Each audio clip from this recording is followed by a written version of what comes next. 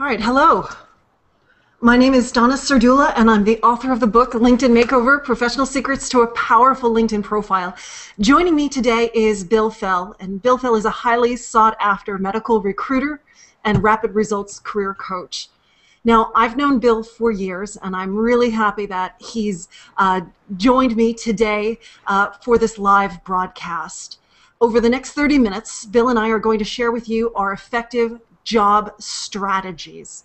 Now, the job search has changed dramatically over the last just 5 years, and I often hear from people that they really struggle with connecting with recruiters and working with recruiters in a successful type of a way. And so Bill and I are here to help you today to better effectively leverage LinkedIn and recruiters in your job search. And along the way, should you have any questions at all, please feel free to tweet them to me. You can find me on Twitter at Donna Serdula, DonnaSerdula.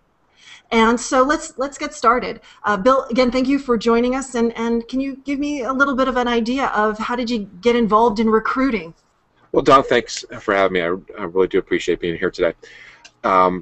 How I got involved with recruiting is had 15 or 16 years in the field, both in sales, management, and also in training, and was definitely a very good road warrior, to say the least, and needed a little bit of time off because of what was going on in my personal life with parents' health, and wanted to actually stay in the industry, but more or less be able to still be involved with sales and working with the sales reps that I've encountered over the years and be able to actually help people find jobs. And that's why I got involved with recruiting.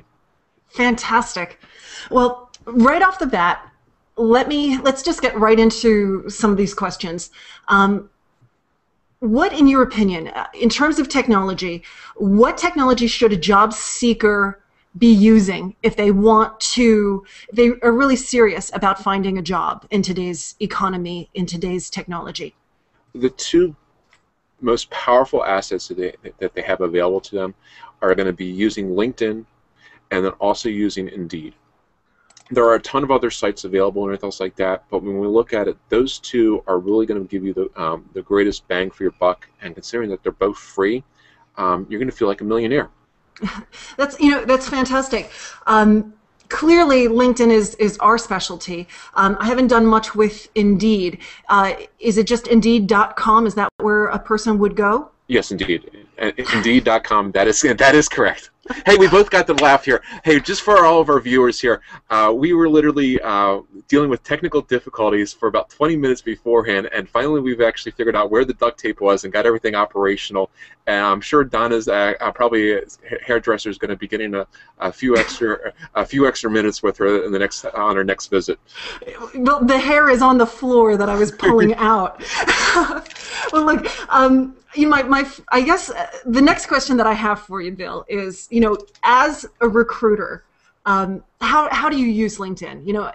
In my mind, as someone who's not a recruiter, a company would reach out to you, they would contract with you because they're interested in finding a candidate. They would provide you with a job description. Well, what's next? What else do you do? What do you do to find that candidate using LinkedIn? Probably using LinkedIn, I'm doing keyword searches, and depending on what the employer is looking for. More often than not, I get some employers that only will consider, and I'm not a big fan of actually working with them all the time. They only want to work with people that are currently employed versus those that are unemployed. So this is something that it's unfortunate, but it is a reality with this industry. So we'll be doing keyword search, more or less. Say I'm looking for a cardiology a rep who is selling in the cath lab and wearing scrubs and is helping out with procedures, selling stents. We'll just use that as an easy example. So I'm putting in there cardiology, interventional cardiologists, stents, possibly a couple of companies if the companies actually have given me who their competitors are, and maybe I'm trying to actually steal reps from the different competitors. And it's President's Club because I want top performers. The keywords are I would plug in President's Club, exceeds quota, sales, and the list is just going to go on and on, but it's really going to be specific to each job. Okay. And so really then you're putting in these keywords, you're hitting search, and then you're getting a list of search results full of Correct. different professionals who meet that criteria. And one of the first things that pops up is, notice how you mentioned President's Club. So you're mentioning these honors and awards. It's not just job titles, but there's other keywords that you're putting in there. When you're going down through these search results, how important is that profile picture and the headline? Because those are the main items that you see in the search results. I do put some stock in the profile picture. With my industry, I mean, anything medical related, so it's medical devices, pharmaceutical, biotech. I think we honestly, probably more than 3/4 of the people that are in sales there have probably in a prior life or should be involved with some type of modeling. So most people are actually got their picture in front of them. Every once in a while, I encounter the profiles that don't have pictures, and it's just like, okay, I recommend that they actually get that on there. And I know previously with sending a resume or things like that, if we went back 5-10 years, no one would ever include a picture. Well, that's all changed. Social media has definitely made it a necessity where you need to have some type of photo so people can actually see who you are. And I'd really recommend with the photo is that it doesn't have to actually be a professional photo. It can be something that, I mean, a little bit more casual or anything like that. But no sunglasses, no picture where you're, there's like 3 other people in the picture, and it's like, oh, you got your significant other in there. And it's just like, because all that is just distracting. The profile is for you. So the picture should be of you, Right. and you should be smiling. I agree. I always say, make sure you're the only one in the profile picture, that it's cut just for your head, and we're not seeing any elbows or knees. And I always say, look warm, look friendly, smile. You don't want to scare people with a scowl. Exactly. So what are some things that you would suggest to make sure a profile ranks highly in LinkedIn search? The keywords. I mean, by far, that is the most important thing, is having a good amount of keywords. You every once in a while, and I know when you're helping people actually developing their LinkedIn profile, you're making sure that their profile is packed with keywords. Mm-hmm. So many times where if you can actually see someone who more or less just uploads their resume, and I was just like, okay, the keywords that they have is what they've done. But honestly, especially for looking for salespeople, looking for people in marketing, looking for people involved with training and operations, all of which I really focus in on, our company actually focuses on, since I now have other employees. It's where we actually have to have, what are you doing that's distinguishing you? I mean, what numbers are you putting on there? Are you putting millions of dollars of sales? Are you nationally ranked? Have you won contests? I mean, all the things that future employers find important, so that's what you want to make sure that you have included with yours. I think the easiest way of being able to do a litmus test with your LinkedIn profile. So you are looking for X, Y, and Z job. Go find that job anywhere in the country. Go find 10 positions that are very similar to what you're looking for, and pull up those profiles, because those job descriptions that you have are going to be able to tell you what the keywords are. And with those 10 positions, that way you want to make sure there's going to be some of the words where, okay, key opinion leaders, KOL, exceeds quota, is using SWOT analysis, Right. strength, weaknesses, opportunities, threats. I mean, all this is just like, if you have those plugged in there, it's going to be a greater chance. Right. I mean, And, yes. and the one thing that I'm hearing that you're saying is, the words that you're using are words that are very specific to that job, right? Yes. A lot of times people, when I talk to them and I say, okay, tell me your keywords. What are your keywords? They'll say things like, oh, dynamic, problem solver, professional. And no, those aren't keywords. That describes anyone out there, you really need to get to the meat and potatoes, just like what you're saying. Those words are very specific to your industry, to that job position. And right now, it's a Google world, right? I mean, those who are successful are those who are able to be easily found. And in order to be easily found, you need to figure out exactly what you're saying, which is, how is a person trying to find me? Let me make sure those words are in my profile, and we're good to go. To your industry, to that job position. Sorry, Donna. And that's okay. Right now, it's a Google world, right? I mean, those who are successful are those who are able to be easily found. And in order to be... Go ahead. Sorry about that. I guess we are broadcasting then, right? Yeah, we are live. Good. Just in case you weren't sure, we are live. That makes me really happy. That's how much you're putting in the audience laugh, because I was worried. I'm thinking, oh my God, we might be just broadcasting to a black hole. Yeah, I literally wanted to get out there and get that operational. So bear with me for a second. All right, so we're closing that out. Fire away. Okay. Okay, so when you review a LinkedIn profile, Bill, what items would make you immediately dismiss a candidate? Like, what mistakes do you see on a LinkedIn profile that's like a total turn-off to a recruiter who's looking to hire for a position, or it's trying to find someone for a position? Oh, okay. I saw this recently, and this is something that I see on occasion where, in their summary section, they're putting their cover letter, looking for a growing company, and they're more or less focused on what the company can provide them, and I was just like, that has full benefits and everything else like that. And I was just like, please, if interested in my skills and experiences, please contact me. And they include their email address and their phone number. Okay, everyone has to have the mindset with recruiting and hiring someone for a position. It's kind of like, it's very similar to dating. And by that I mean, it's just like, okay, you may not be the most attractive person or anything else like that, or you might have whatever. It's just like, okay, like today, I'm having a bad hair day. It's like, whatever. And it's just like, hey, but if you have confidence and you are articulate, you are going to get what you want. But you have to put forth the effort to be able to get that.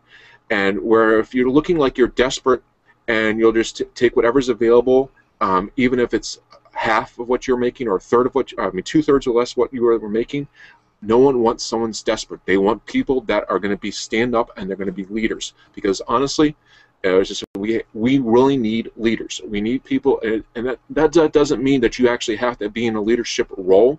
That means you're going to go out there, and when you're given the opportunity, you're going to ask the right questions, you're going to be paying attention, and you're going to be making sure that it's like, okay, I'm going to do the job.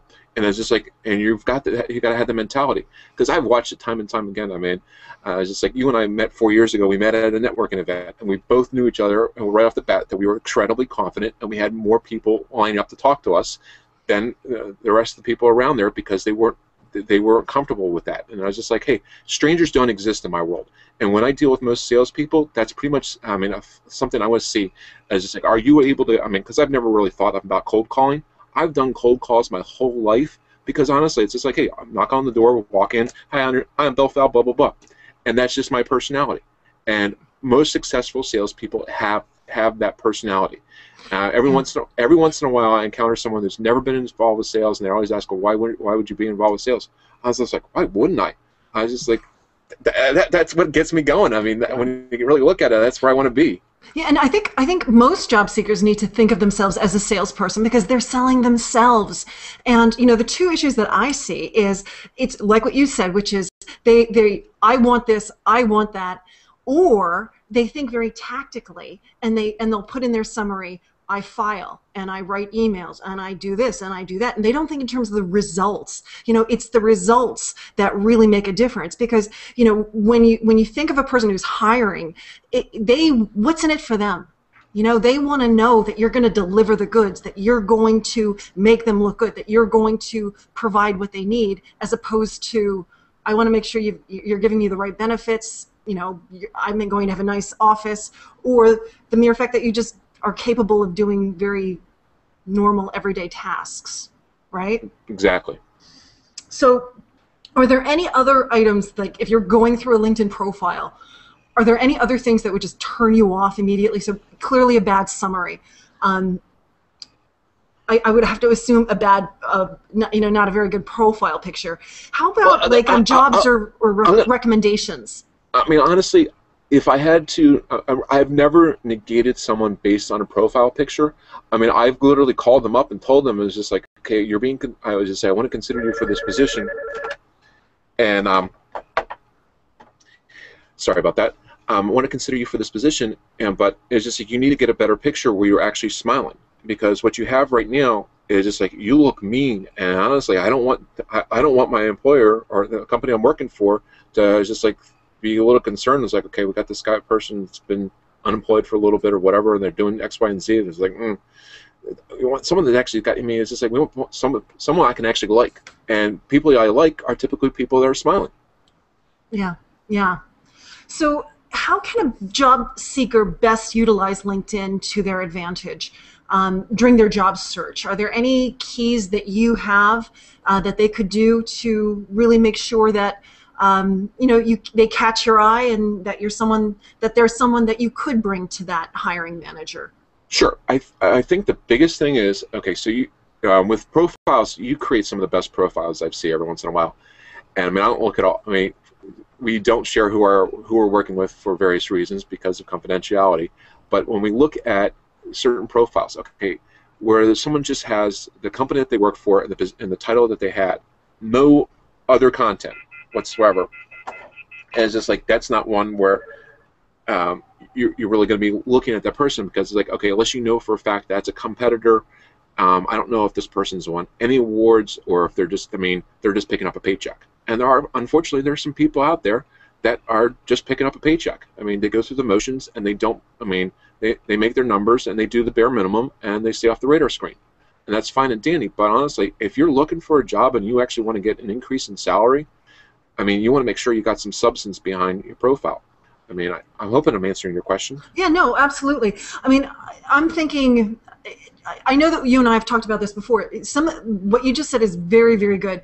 I think, and one of the things you've hinted at is making sure that there's substance, and I think recommendations will help in that regard. And one of the things that you had said to me on one of our phone calls that really moved me, that I was like shocked by, because I didn't realize how the recruiters really do look through these recommendations, is you said, if you're unemployed, make sure that the recommendations that you have are from people who are employed and not also unemployed. Yeah, it's kind of like the Titanic. It's like, okay, hey, you're all in the same boat and the boat's sinking. This isn't a good situation to be in. You want to have someone that actually is going to be throwing your life preserver, and that life preserver is coming from a Coast Guard vessel that actually, you've got guys that are in a boat that's not sinking. So that's a big thing that you want to make sure that you're doing. As just like, because I looked at a couple profiles in the last week or so. I mean, I'm looking at probably at least 100 to 200 profiles every day. Wow. And you think about that, I was just like, okay, I mean, depending on the jobs I'm trying to fill and everything else like that. I mean, sometimes I'm working on 4 or 5 jobs at a time trying to fill, and that's just, I mean, trying to find the right candidates. And there's some people it's just like, okay, this is good, and this is someone I want to reach out to, and others where I'm like, nah, for whatever reason, it's my guts tell me no. So I mean, you have to make sure that the recommendations that you have, if you only try to get at least 3, ideally having 3 to 8 is going to be a good number to have. And I'm going to interrupt you right now. No There's problem. something that people ask me all the time is there too many recommendations a person can have? And of course, they're asking a gal who has well over 100 recommendations on her LinkedIn profile. So clearly, I kind of go back to the old thought: you can never be too thin or too rich, or have too many recommendations on LinkedIn. Donna, just admit it. You're an overachiever like me. So, hey, congratulations on having 100 plus. I mean, I have less than 20 right now. I should break the 20 mark sometime in the next week or so. But if you saw a job seeker out there who had like 50 recommendations, and as long as they were all good recommendations from people in high places, people who worked with them, would you go, gosh, that person seems desperate? Or would you say, hey, this person's an overachiever, no, they're really working hard? No, honestly, they're using the technology as best they possibly can. And one of my super connectors I have, I am blown away by this. He has so I gave him a recommendation this past yesterday. So I am recommendation 1008. Is that David Berta? Yes, Stephen Berta. Oh, Stephen Berta. Hey, Stephen. And I was just like, okay, how does one get that many recommendations? It's like, okay, and I came to the realization, it's like, okay, no one's going to read 1,000+ recommendations, and if anyone does, God bless you. It's just like that you have that much time on your hands to go and read that many recommendations. But you have to come to the realization, sometimes, I mean, he's getting recommendations for people that's just like, okay, that are looking forward to being connected to a super networker. That's fine and dandy. But other times, I mean, the one I gave him is like, look, he is my most connected individual, first connection on LinkedIn. I shot him an email Thursday morning. Within 5 minutes, I got a reply back from him, and it wasn't an auto reply. It was more or less him telling me, he's like, okay, do this and do that, and I'll take care of this for you. We're good to go. I'm like, wow. I mean, and that's a huge complaint that I get from people that are working, that don't like recruiters. You never get back to me, blah, blah, blah. Well, unfortunately, we can't get back to everybody because there is so much that we have on our plate as it is. You have to come to the realization. If you've hired the recruiter, I mean, because that's what I'm doing. I'm doing both recruiting and career coaching. If you've hired me, I have an obligation because you're paying me to make sure that I'm working with you. Okay? If you're an employer and we have an agreement in place and everything else like that, and I mean, some of the companies I work with, they actually will put me on a retainer. So they call me, I'm dropping everything else I'm doing, and I'm doing what they want me to do, period. And it's just like, okay, you're fresh out of college, and it's just like you shot me an email or anything else like that. Okay, and also you have to remember, and it's just like, what you post on LinkedIn needs to be positive, because it comes in loud and clear that you are angry with some of the comments. I mean, I had one coaching client I was working with in the last 2 weeks or so. Was going through. I mean, I was doing a coaching session with this client for multiple hours, and I even had this post on there. Was on their home line, and I'm making sure I'm not saying he or she, so there's no way anybody else can figure this out. And they had hiring manager call them, and they wanted to actually have an interview right then and there, do a phone screen. Okay, well, you should have tried to actually schedule an appointment so you could be prepared for it. My client wasn't prepared for it. The hiring manager asked the question, so what do you know about our competition? And the response was, I don't know who your competition is. Are you kidding? Are you kidding me? You might as well just take the gun and put it right to your head and pull the trigger, because you've just committed suicide with that position. You do not have a chance. Bill, I can totally. When in my old life, when I had a department, I used to hire, and when I would do the interviews, I would often say, so tell me a little bit more about my company. What is it that you like? Can you give me a little bit of a brief idea of what you know of us? So many of these people would say, I don't know. Like, why do you want to work? Why do you want to work for me if you don't even know what I do? Exactly. I mean, if you have me as a career coach, one of the things I'm going to make certain that you are is over-prepared. And there is really no such thing as being over-prepared, because you want to go in and you want to know, tell me about yourself. Be able to answer all the stock questions that everybody has there. Be able to and have gone and practiced them, because if you're not going to get a second chance. I mean, you know what? That brings me to a question that I have. That's, I think a lot of people have asked in the past of me, and I am a huge proponent of paying for LinkedIn. I truly believe paying for the premium version is worthwhile. But I normally suggest the Personal Plus plan, which is this hidden discounted plan that not many people know where it is, but it's only $7.95 a month. But they have these the job seeker plans, and they average between $30 to $50 a month. So as you as a recruiter, and even as a career coach, do you suggest that job seekers upgrade to that Job Seeker Plus? I mean, does it provide you with more information? Does that push them up on the search results? It does get them higher in the search results, yes. There is no argument with that. Will I go and recommend that someone? If funds are tight, no, don't do it. If you have some money available and you've more or less are budgeted for this, and you can afford $30 to $50 a month, go for it. You don't need to have it forever. I mean, maybe 2-3 months, but make sure that you're using it until its full advantage. Because if you're not, you're pretty much, I mean, you're wasting money there. What's going to do? It is going to actually put you up higher in the profile. You are going to have that suitcase next to you that you are looking, and also make sure you join OpenLink. OpenLink is with anyone who has paid for, anyone who has paid for an account. OpenLink is going to allow anyone who is not a connection of yours, either first connection or you're in the same group, to be able to actually get in touch with you and be able to shoot you an email. And that's a huge thing, especially with the thing I always recommend with you and I disagree a little bit on this, which is fine. Having your email address included in your professional headline up at the top. So you've got your picture, you've got your name, and then right underneath your name, you've got your professional headline. And if you include your email in that, because if you're a third connection and you're not paying for LinkedIn, you can't see the summary section, you can't see the whole profile, and you can't see someone's email address. And you want to try to get in touch with them, you have no way of doing it.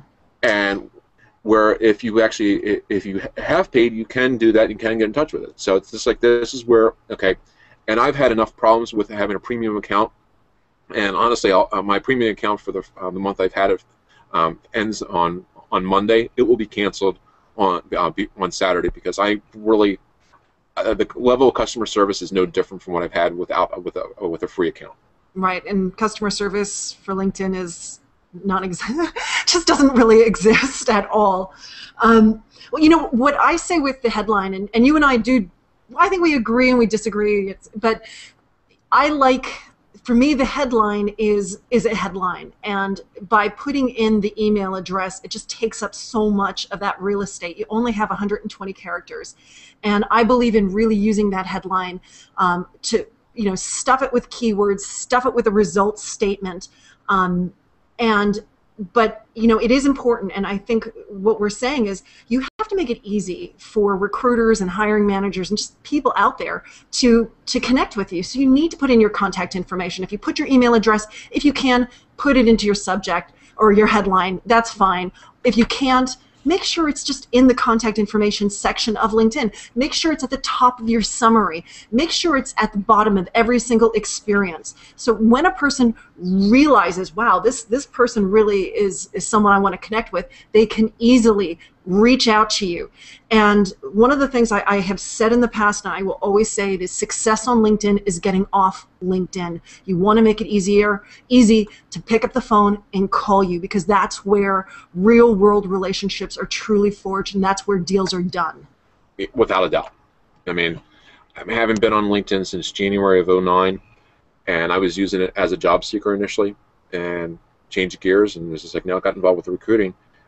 It really does make a world of difference. That's probably better if you can actually see me versus being covered by the blue bar. So are there any other any mistakes that a job seeker is making when they reach out to contact you? I mean, what is the best way? So let's say they go on to, maybe they've upgraded, they have the premium account so they can see everyone who's viewed their profile, and they see that Bill Fell has visited their LinkedIn profile and looked around. Should they reach out and contact you? Should they call you? What's the best way for a candidate, a job seeker, to reach out to a recruiter? Okay, I'm different from other recruiters. I mean, and I have had numerous candidates and employers come back and tell me the exact same thing. I'm different, and you know what? I'm glad to hear that, because some people would think that's actually not good, that I'm not following the norm. You know what? I don't want to follow the norm. I want to make sure that recruiters are given a better viewpoint. And by that I mean, it's just like, look, I'm thinking outside the box. I'm doing things, I'm using technology. I mean, doing this type of webcast, I mean, I haven't seen any of my competition and ever do anything like this. I mean, there's a few of them that do have videos on YouTube. That's great, and there's also, they're charging for it.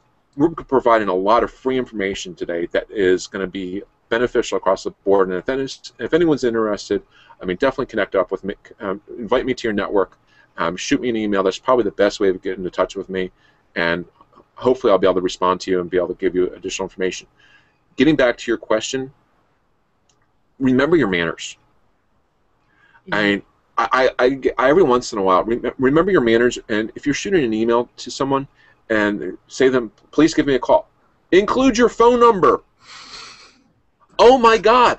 Donna, I cannot, 2 to 5 times every day, I get an email from people, Bill, please give me a call. I'd like to talk to you about this. I'd like to have you help me with my search. Okay, great. Please call me. No phone number included. They have their resume attached, and their phone number is in their resume, but you know what? There's 4 things that everyone should have in their email signature, regardless if you're sent it from a computer or from your phone. It should be your name, your email, your name, your cell phone number, your email address, and a link to your LinkedIn profile.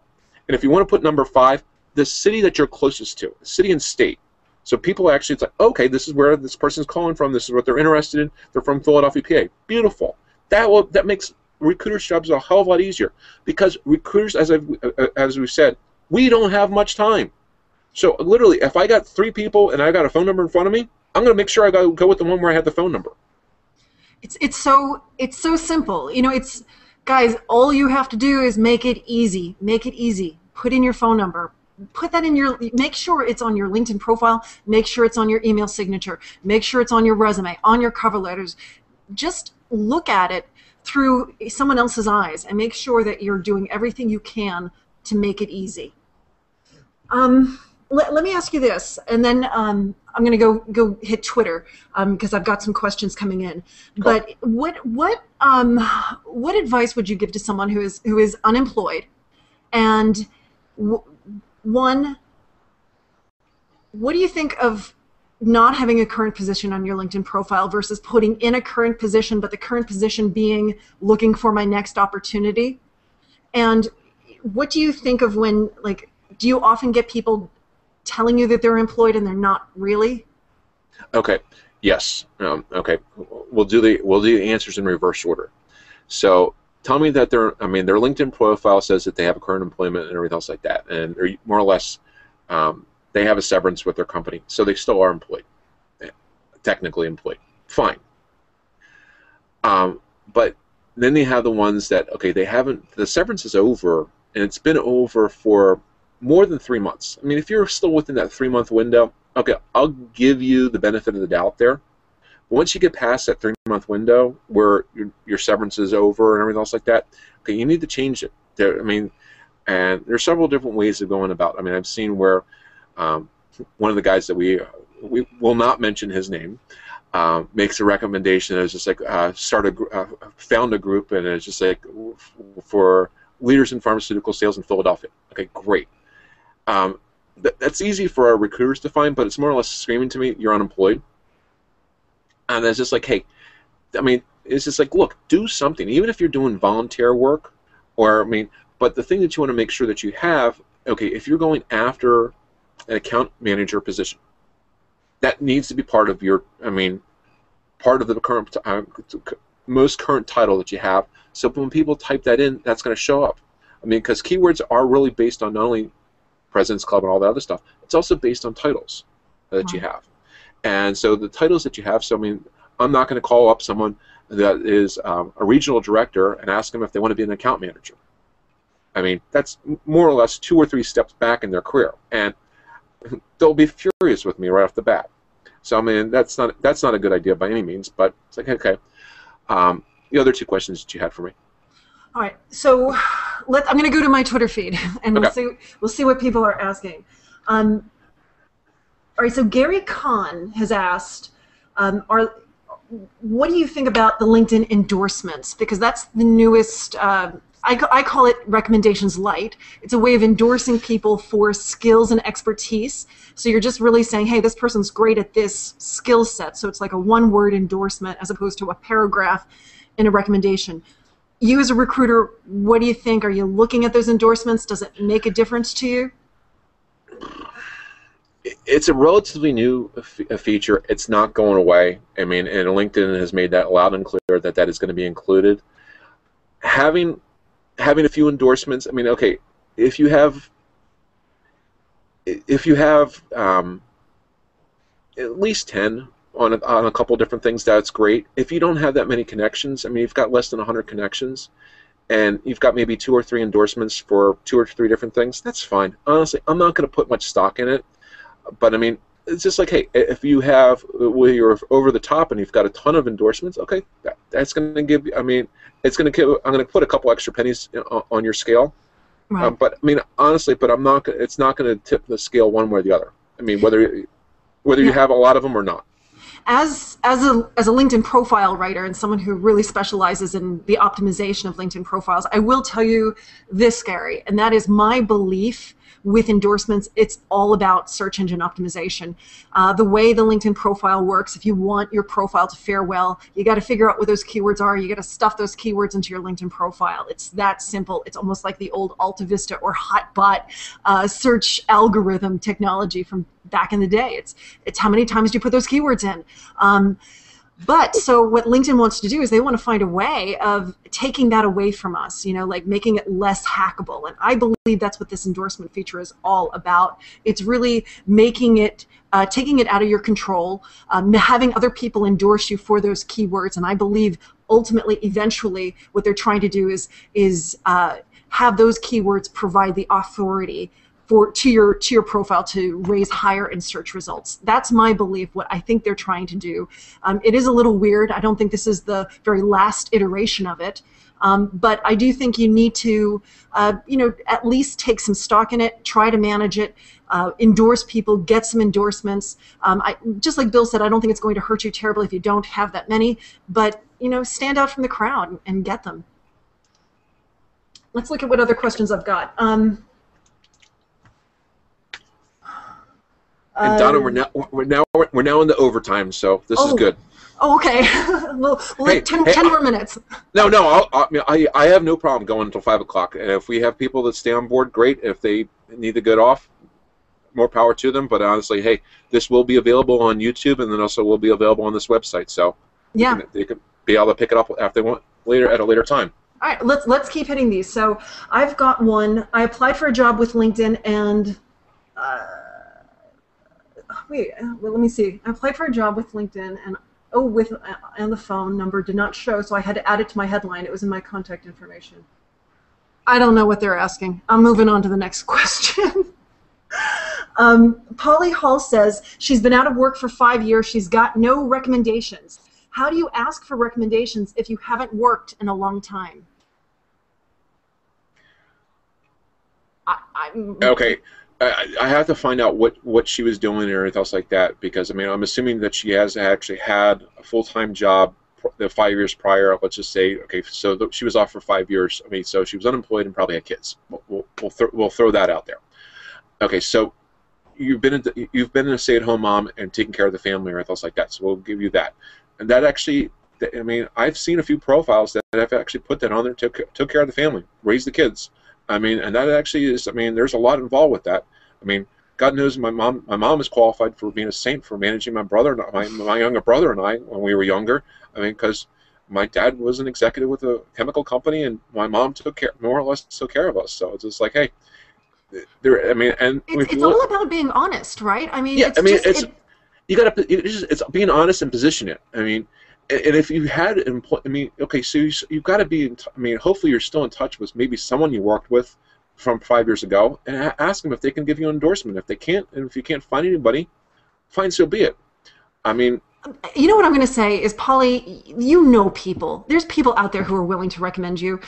Just find them. Just connect with them on LinkedIn and write them a really nice note that says, hey, I loved working with you. I recall when you did this, insert nice gesture, and then say, I would like for you to recommend me on LinkedIn, and this is what I'd like for you to say. Write it for them. Again, going back to what we said before, make it easy for the other person. Yeah. And I bet you'd get 5 without a problem.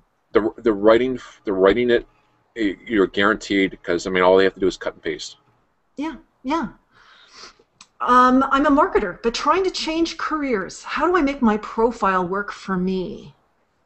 I think this goes back to what we were saying, which is you need to look at your LinkedIn profile not as a copy and paste from your resume. What you want to do is you want to tell your professional story. You know, you're a marketer now and this is what you've done, but you're looking to change jobs and this is what you can do and this is what you can offer. You know, just like what Bill was saying. If you have gone on a sabbatical, or if you have maternity leave, you have to come right out and say, you know, I was sick for a number of months, and so I had to take time off, but I'm healthy again, and I'm ready to make a big impact in this next organization. So, you know, you really need to sell yourself and tell that story and weave it all together. So if you're changing careers, talk about that and look back at your past career and what you've experienced and pull out those nuggets that would show that you could do whatever it is that you want to be changing your career into. Yeah, and what are you doing to keep yourself current? I mean, if you're going from X industry to the Y industry, how are you going about making that change? I mean, what are you doing to? Okay, you got the skills and you got the skills and experiences from X. What are you doing to actually get to Y? Right, absolutely.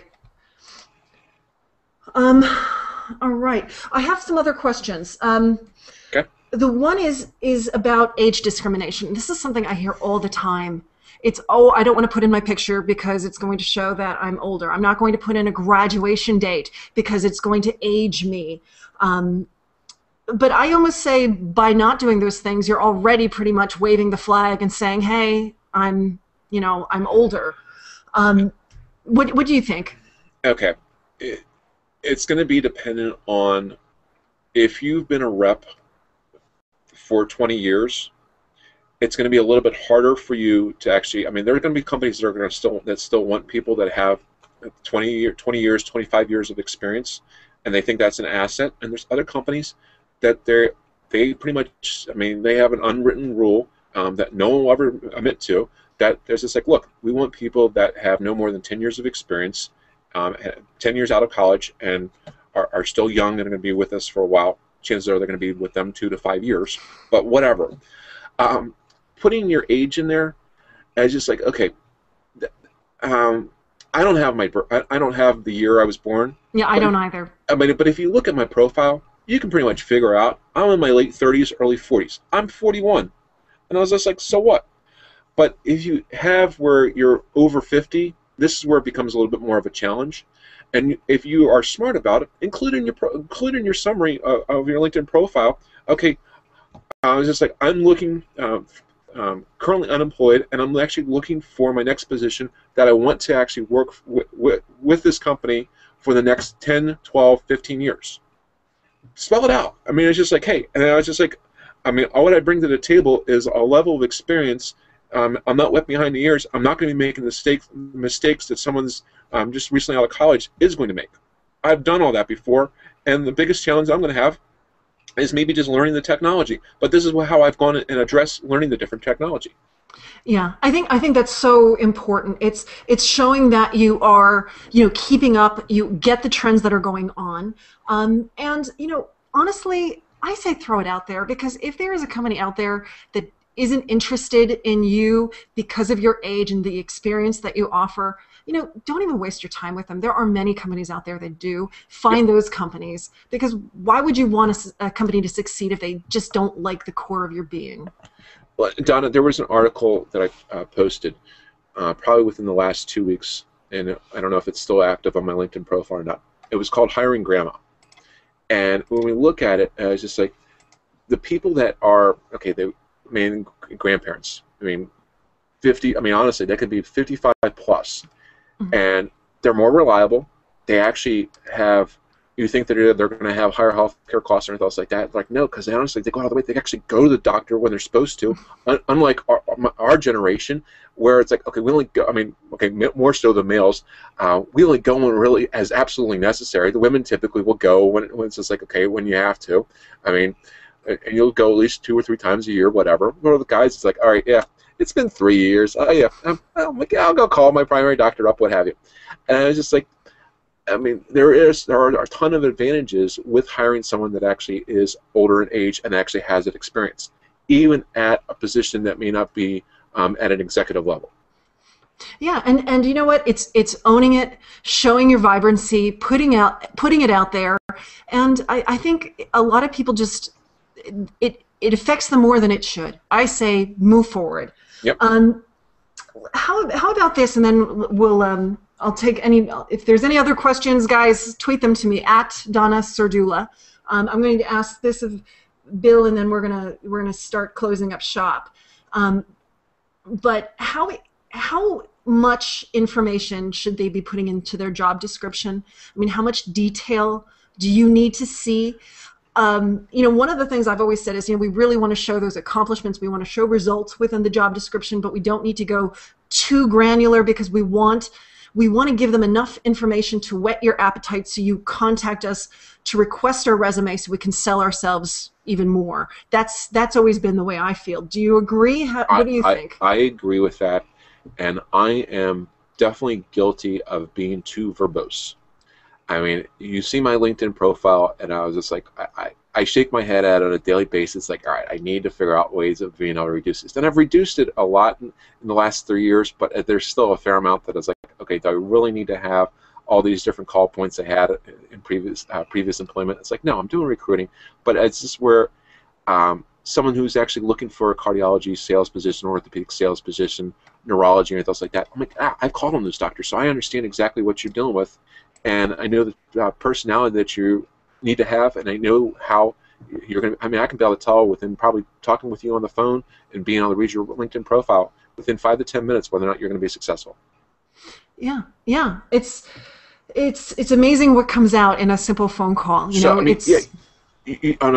I mean, to answer your question, you do need to make sure that there is some content, but you want to make sure that, okay, your LinkedIn profile is not just a reiteration or a photocopy of your resume. I mean, keep your LinkedIn profile like the tip of the iceberg. The resume is the resume is what is underneath the water.